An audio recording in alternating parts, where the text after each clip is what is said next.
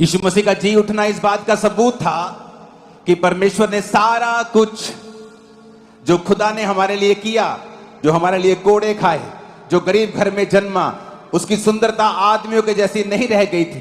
हमारे अपराधों के कारण वो घायल किया गया, अपने लहू को बहाया और जी उठने पर उसने ये साबित कर दिया कि वो मेरा अपनी मर्जी से किया हुआ काम था। अब मैं जी उठा हूं और अगर तुम विश्वास करोगे तो तुम उद्धार पाओगे।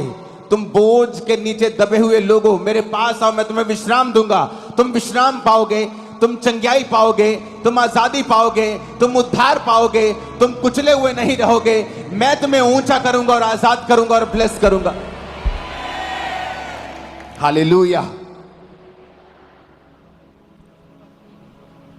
आज जब लोगों को बताया जाता है कि यह धर्म परिवर्तन का खबर नहीं है, यह धर्म परिवर्तन का प्रचार नहीं है, मेरे भाई मेरी बहन, यह खुशखबरी का प्रचार है। क्या खुशखबरी है? खुशखबरी यह है, क्या तू बीमार है? तेरी बीमारी के लिए प्रभु यीशु मसीह ने कोड़े खाए। तू पापी है, परमेश्वर ने तेरे लिए लहू को बहाया है। तू बंधा हुआ है, परमेश्वर तेरे लिए बांधा गया ताकि तुझे आजाद कर सके। तू गरीबी के बंधनों में, श्रापों में है, परमेश्वर ने तेरे सारे श्रापों को काठ पर लटक कर खत्म कर दिया है। तू शर्मिंदा है, परमेश्वर ने उस क्रूस को, उस शर्मिंदगी को उठाया। वो क्रूस शर्मिंदा करने के लिए दी जाती थी, सबसे शर्मनाक मौत थी। तो परमेश्वर ने कहा अगर तू आज विश्वास करे कि वो क्रूस मैंने तेरे लिए उठाया था तो तेरी भी शर्मिंदगी खत्म होगी। ऊंची आवाज में हालेलुया बोलो जरा।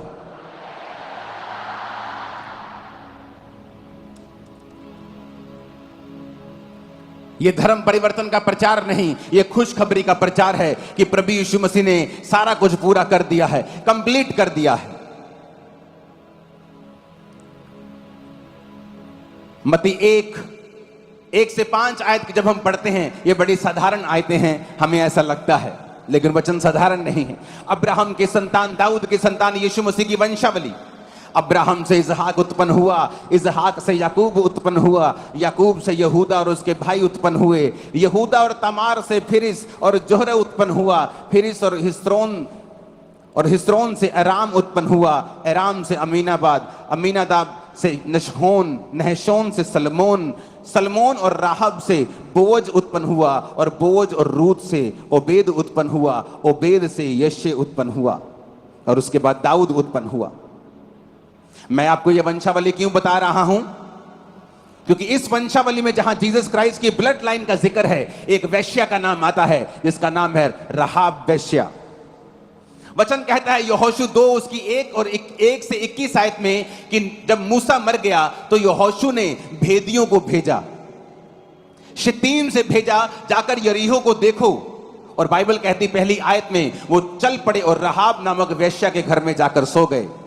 किसी ने यरीहो के राजा से कहा आज की रात कई इजरायली हमारे देश का भेद लेने के लिए आए हैं। यरीहो के राजा ने राहाब के पास कहला भेजा, जो पुरुष तेरे यहां आए उन्हें बाहर ले आ, क्योंकि वो सारे देश का भेद लेने आए हैं। उस स्त्री ने दोनों पुरुषों को छिपा रखा और इस प्रकार कहा, मेरे पास पुरुष आए तो थे, परंतु मैं नहीं जानती वे कहां के थे।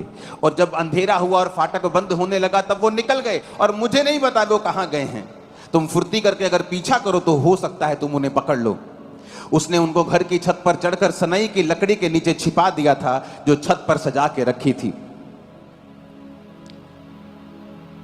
राहाब उन पुरुषों से कहने लगी 9 आयत में, मुझे निश्चय है कि यहोवा ने तुम लोगों को यह देश दिया है, तुम्हारा भय हम लोगों के मन में समाया है और इस देश के सब निवासी तुम्हारे कारण घबरा रहे हैं, क्योंकि हमने सुना है कि यहोवा ने तुम्हें मिस्र से निकलते समय तुम्हारे सामने लाल समुद्र का जल सुखा दिया और तुम लोगों ने सिहोन और ओग नामक यरदन पार रहने वाले अमोरियों के दोनों राजाओं का नाश कर दिया है। सुनते ही हमारा मन पिघल गया और तुम्हारे कारण हमारे जी में जी न रहा, क्योंकि तुम्हारा परमेश्वर यहोवा ऊपर के आकाश का और नीचे की पृथ्वी का भी परमेश्वर है।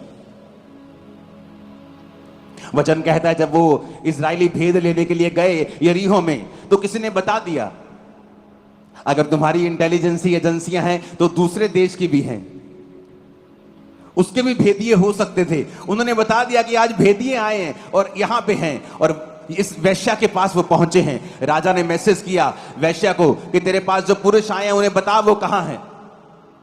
वैश्या कहती वो आए तो थे लेकिन वो चले गए, और उन्हें छत की ऊपर लकड़ियों के नीचे उसे छुपा दिया। जब वो पुरुष चले गए तो वो भागी भागी गई और कहा कि मुझे मालूम है तुम्हारा परमेश्वर जिंदा परमेश्वर है।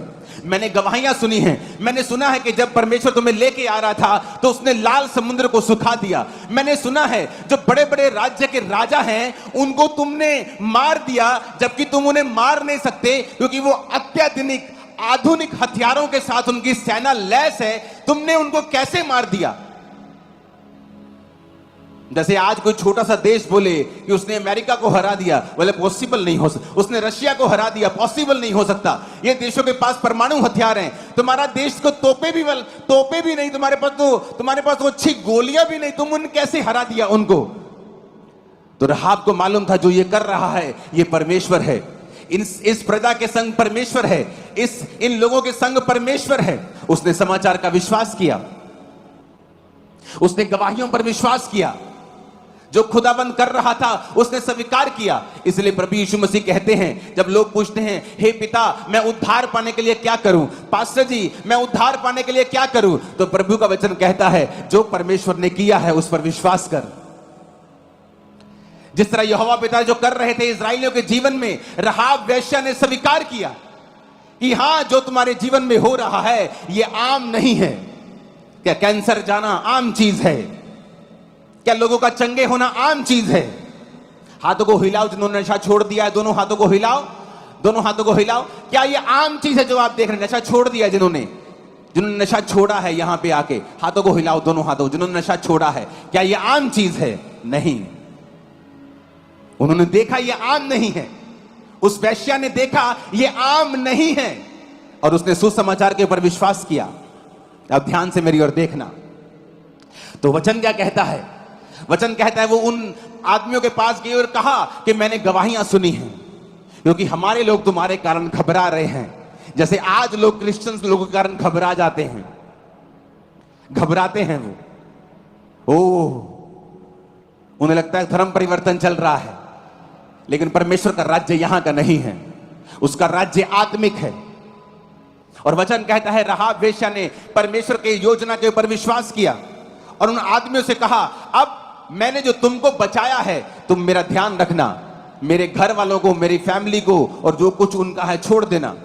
उन्होंने कहा इस घर में जहां तू रहती है, अपनी फैमिली, अपने लोग जितने इस घर के अंदर होंगे वो बच जाएंगे। अगर घर से बाहर आए तो मर जाएंगे, अगर बाहर आए तो हम अपनी शपथ से छूट गए, अगर तुम में अंदर रहते हुए किसी ने मार दिया तो उसका प्राण हमारे सिर के ऊपर होगा। लाल डोरी बांध देना अपने घर के बाहर। मेरे लोग जब लाल डोरी देखेंगे किसी घर के बाहर तो उस घर को वो छोड़ देंगे। परमेश्वर ने कहा तू बच, तेरा घराना बचाया जाएगा। आज भी बहुत से लोग हैं जब अन्य जातियों में वो रहते हैं, लेकिन जब परमेश्वर की महिमा को देखते हैं, जब परमेश्वर की चंगाई को देखते हैं, परमेश्वर के कामों को देखते हैं, वो सुसमाचार को सुनते हैं कि परमेश्वर वाकई ही धर्म परिवर्तन करने नहीं जीवन बदलने के लिए आया है, वो रिस्क लेते हैं। राहाब वेश्या ने रिस्क लिया। आप प्रधानमंत्री के खिलाफ भी नहीं जा सकते अगर आप नॉर्मल सिटीजन है तो, हालांकि वो संविधान से बंधा हुआ है, लेकिन एक राजा के खिलाफ जाना वो तो बिल्कुल ही आउट ऑफ द वे है। अगर राजा के खिलाफ गए तो राजा को कोई भी केस करने की जरूरत नहीं है तुम्हारी कोर्ट के ऊपर, वो सीधा तुम्हें मृत्यु दंड दे देगा और कोई उसको रोक नहीं सकता। राहाब को ये जानते हुए भी कि अगर ये लोग पकड़े गए, अगर मैं पकड़ी गई तो मृत्यु मुझे मिल सकती है, लेकिन वचन कहता है उसने रिस्क लिया क्योंकि उसे मालूम था कि परमेश्वर यही जीवित परमेश्वर है। आज कई विश्वासी जब लोग परमेश्वर की ग्लोरी को देखते हैं, क्या आपने गवाहियां नहीं सुनी जिस तरह राहाब वेश्या ने सुनी थी? क्या नहीं सुनी आपने? आपने सुनी, लेकिन किसने उद्धार पाया? कौन परमेश्वर के ब्लड लाइन में शामिल हुआ? किसके लिए परमेश्वर ने वो किया और किसको उसका फायदा होगा? अगर उसने लहू बहाया तो किसको फायदा होगा? वो जो परमेश्वर पे यकीन करेगा। अगर उसने कोड़े खाए तो कौन चंगा होगा? वो जो परमेश्वर को अपना उद्धारकर्ता ग्रहण करेगा, क्योंकि चंगाई तमाशा करने के लिए नहीं है, चंगाई तुम्हारी आत्मा को बचाने के लिए है। इसलिए जो लोग चंगाइयों को 25-25 हजार में बेचने लगते हैं उन पर भारी श्राप पड़ता है हमेशा। क्योंकि चंगाई का मकसद है कि कलीसिया परमेश्वर की ओर मुड़ जाए और तौबा कर ले, बस। और इस चंगाई का कोई मकसद नहीं है। जीसस ने कोड़े खाए चंगाई के लिए, किसके लिए? लेकिन यह है जो उसको अपना उद्धारकर्ता ग्रहण करेगा। जब हमें मालूम हो गया कि जीसस ने इल्लीगल मुकदमों को सहा ताकि मेरी जिंदगी में जो धक्का हो रहा है, अन्याय हो रहा है, मैं उससे आजाद हो सकता हूं अगर मैं जीसस क्राइस्ट के ऊपर विश्वास करूं तो। मेरे जीवन में अगर बीमारी है, मैं आजाद हो सकती हूं अगर मैं जीसस क्राइस्ट के ऊपर विश्वास करूं। मैं जो कुचला हुआ, दबा हुआ हूं, मेरे मन में शांति नहीं है, मेरा जीवन जीने योग्य नहीं है, मैं अपनी जिंदगी को बेहतर और बेस्ट कर सकता हूं अगर मैं जीसस क्राइस्ट के ऊपर विश्वास करूं तो।